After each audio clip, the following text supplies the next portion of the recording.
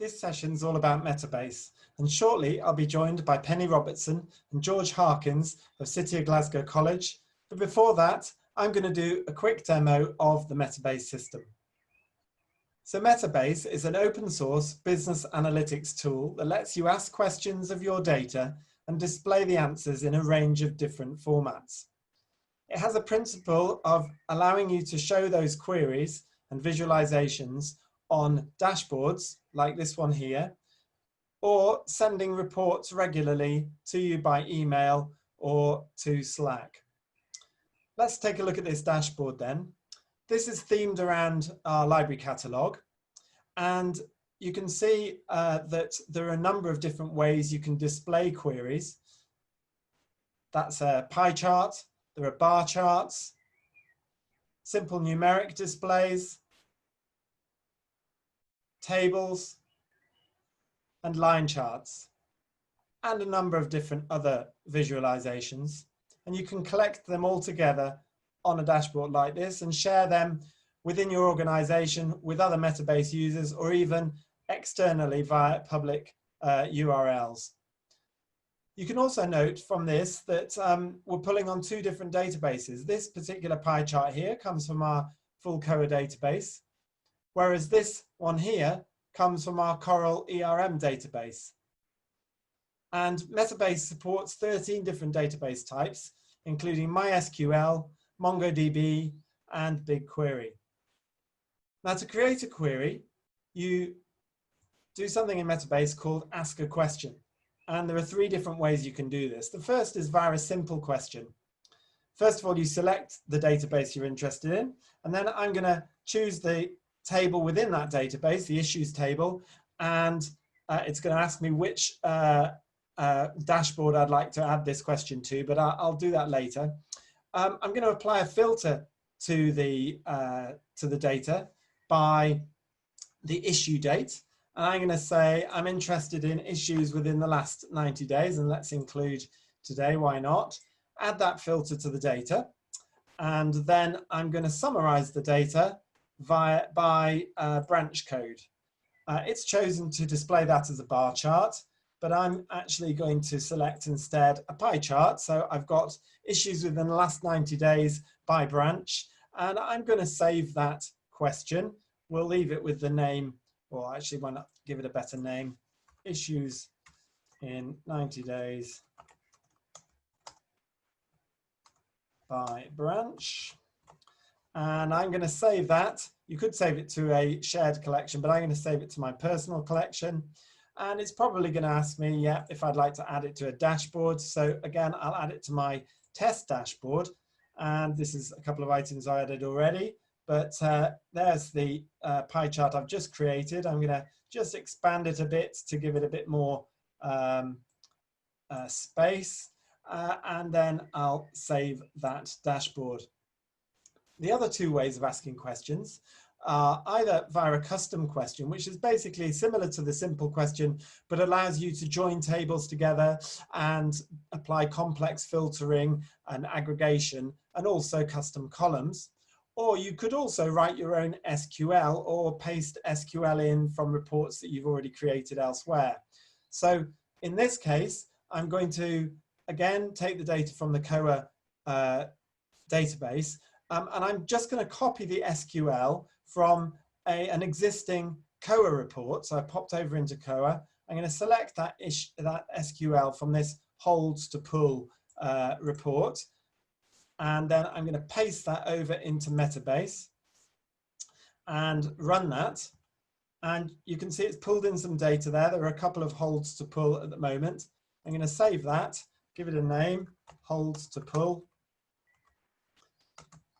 And again, I can say where I'd like that to be saved.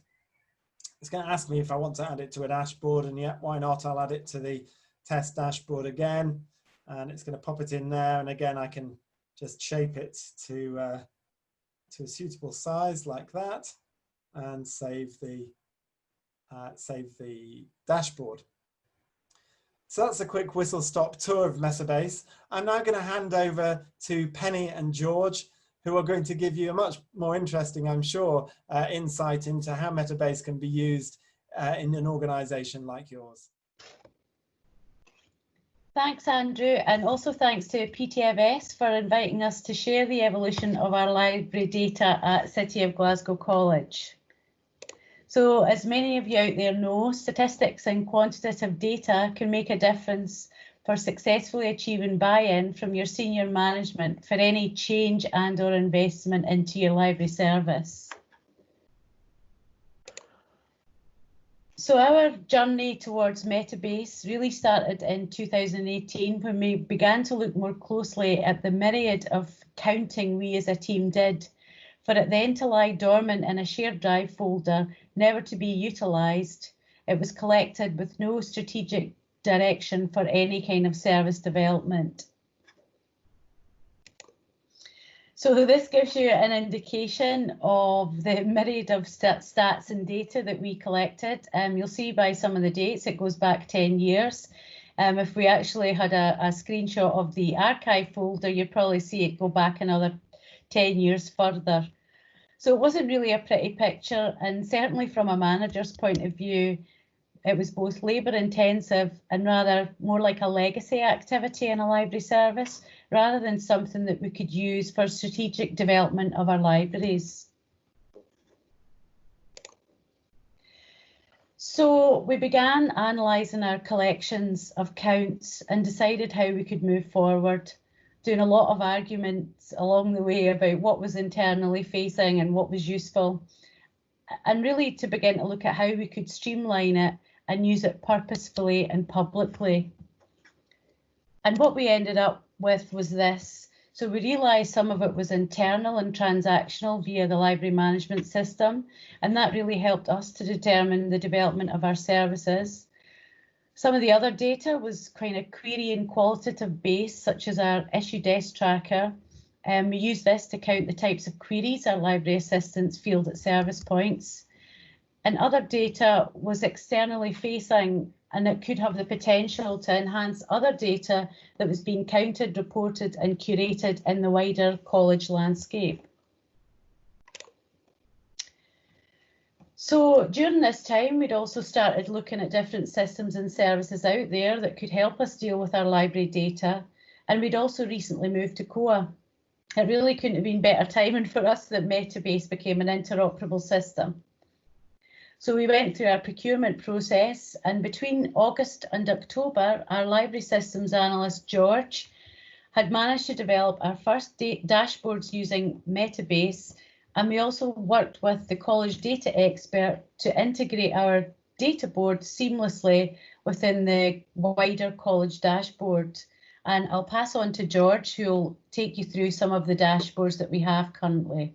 George? Okay, thanks, Penny. Well, here we have the patron and faculty level boards, and on the right side we assess the transactions by faculty code.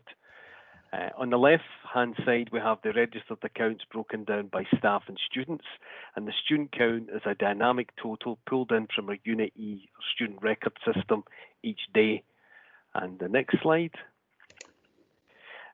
Here we have the transaction counts recorded over each campus library at the top of the screen, and in the bottom half of the screen we have the laptop and booth bookings. The booth bookings helps quantify usage of one of the library's more socially demanding areas, and we have various reports in place to cover and record this particular activity.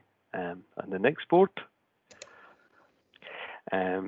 Here we have the circulation data split by faculty and item type, so we can assess hard copy use against equipment and physical space, and credit where credit is due.